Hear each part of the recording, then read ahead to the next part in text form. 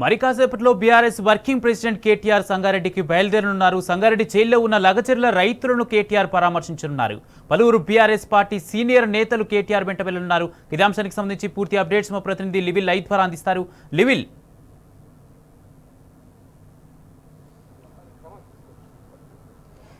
ఏదైతే కొడంగల్లో ఫార్మా కంపెనీకి వ్యతిరేకంగా గత కొద్ది రోజులుగా పోరాటం జరుగుతుంది. రైతులు మా భూమి ఇచ్చేది లేదని చెప్పేసి తేల్చి చెప్తున్నారు.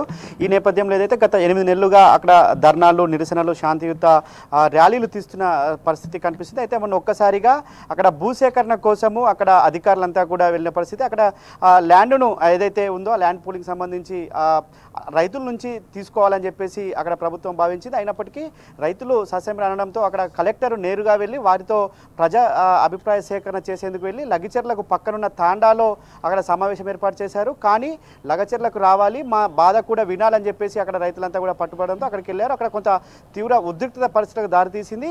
గో బ్యాక్ కలెక్టర్ అని చెప్పేసి వారంతా పెద్ద ఎత్తున నినాదాలు చేశారు. దాంతోపాటు కొంతమంది అధికారులు కావచ్చు, వారికి ఇటు ఎవరైతే గ్రామస్తులు ఉన్నారో వారికి మధ్య తోపులాట జరిగింది. తోపులాటలో చాలా మందిని అక్రమ కేసులు బనాయించి అర్ధరాత్రి జైళ్లకు తీసుకుపోయిన ఘటన యావత్ రాష్ట్రాన్ని కుదిపేసింది. ఈ నేపథ్యంలోనే ఏదైతే పరిగి సబ్ జైలుకు తీసుకెళ్లారు, పరిగి సబ్ జైల్లో గ్రామస్తులు అంతా కూడా పెద్ద మొత్తంలో అరెస్ట్ చేసిన నేపథ్యం వారంతా కూడా అక్కడ జైలులో సౌకర్యాలు లేకపోవడంతో పక్కనే ఉన్న సంగారెడ్డి సెంట్రల్ జైలుకు తీసుకొచ్చి నిన్న అర్ధరాత్రి 16 మందిని ఇక్కడికి తీసుకొచ్చి ఉంచారు. ఈ నేపథ్యంలోనే మరి కాసేపట్లో బీఆర్ఎస్ వర్కింగ్ ప్రెసిడెంట్ కేటీఆర్ ఇక్కడికి రానున్నారు. బీఆర్ఎస్ వర్కింగ్ కేటీఆర్తో పాటు బీఆర్ఎస్ సీనియర్ నేతలంతా కూడా వచ్చి వారిని పరామర్శించారు. అంతేకాకుండా గత 3-4 రోజుల నుంచి ఇప్పటి వరకు కూడా వారికి వైద్య పరీక్షలు నిర్వహించలేదని చెప్పేసి వారి కుటుంబ సభ్యులు కూడా నిన్న వాపోయారు. అంతేకాకుండా 3rd డిగ్రీ కూడా ప్రయోగించారు. వారిపైన అనేక దెబ్బలు ఉన్నాయి.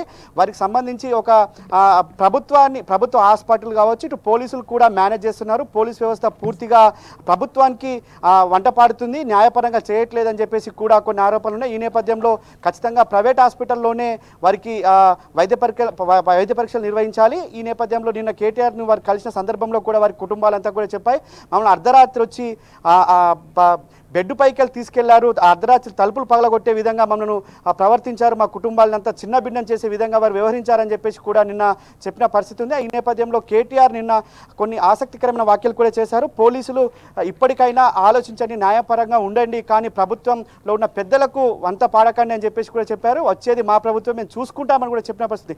ఈ నేపథ్యంలో వారిని పరామర్శించేందుకు ఇక్కడికి రానున్నారు. ఖచ్చితంగా వారికి చాలామంది వారి కుటుంబ సభ్యులు చెప్తున్న వేదన ఏంటంటే, చాలామంది మాకు దెబ్బలున్నాయి, పోలీసు వాళ్ళు మమ్మల్ని బాగా హింసించారని చెప్పి మా కుటుంబ సభ్యులను హింసించారు, చిన్నపిల్లలను చూడకుండా పైన తొక్కుంటూ వెళ్ళారని చెప్పేసి కూడా చెప్తున్నారు. ఇప్పటికైనా పోలీసులు కనీసం న్యాయ సూత్రాలు పాటించాలని చెప్పేసి కూడా బీఆర్ఎస్ వర్కింగ్ ప్రెసిడెంట్ నిన్న కేటీఆర్ డిమాండ్ చేశారు. ఈ నేపథ్యంలో వారిని అంతా కలిసి వారిని పరామర్శించనున్నారు. వారికి ఇప్పటికే న్యాయపరంగా అండగా ఉన్నారు.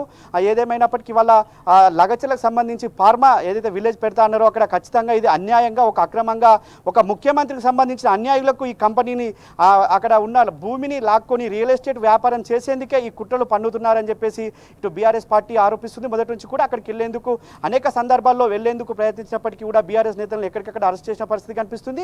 అయితే నిన్న పట్నం నరేందర్ రెడ్డికి సంబంధించి ఏదైతే అక్కడ ఉన్న కొంతమందితో ఫోన్లో మాట్లాడారని చెప్పేసి కూడా చెప్పారో అది కూడా పూర్తి అవాస్తవం అని చెప్పేసి కూడా నిన్న పట్నం నరేందర్ రెడ్డి కూడా నిన్న జైలు నుంచి, చెర్లపల్లి జైలు నుంచి లెటర్ రాశారు. ఈ నేపథ్యంలో ఇటు పోలీసులు ఖచ్చితంగా ప్రభుత్వం ఒత్తిడికి తలొగ్గుతున్నారు. పోలీసులు ఖచ్చితంగా ప్రభుత్వం చెప్పినట్టు ప్రభుత్వంలోని పెద్దలు అంటే ముఖ్యమంత్రి దగ్గరే హోంమంత్రిత్వ శాఖ ఉండడం కూడా దీనికి ప్రధాన కారణం అనేది కూడా అనుమానాలు వ్యక్తపరుస్తున్నారు యావత్ తెలంగాణ ప్రజలకం. ఇప్పటికైనా ఫార్మాసిటీకి సంబంధించి వారికి ఏ విధంగా చేస్తే మేలు జరుగుతుంది, వారు నచ్చ చెప్పి తీసుకోవాలి, కానీ అక్రమంగా బెదిరించడమో ఇంకేదో చేయడం వల్ల భూములు ఎవరివ్వరు. మేము ఇరిగేషన్కి సంబంధించి కావచ్చు, ఇతర అనేక ప్రాజెక్టుల కోసం తెలంగాణలో తెలంగాణ వచ్చిన తర్వాత భూసేకరణ చేస్తే ఎక్కడ కూడా ఎలాంటి ఇంత హింస జరగలేదు, ఇంతపాటి దాడులు జరగలేదు. ఎందుకు ఈ కాంగ్రెస్ ప్రభుత్వంలో 11 నెలల పాలనలో ఈ విధంగా జరుగుతుంది?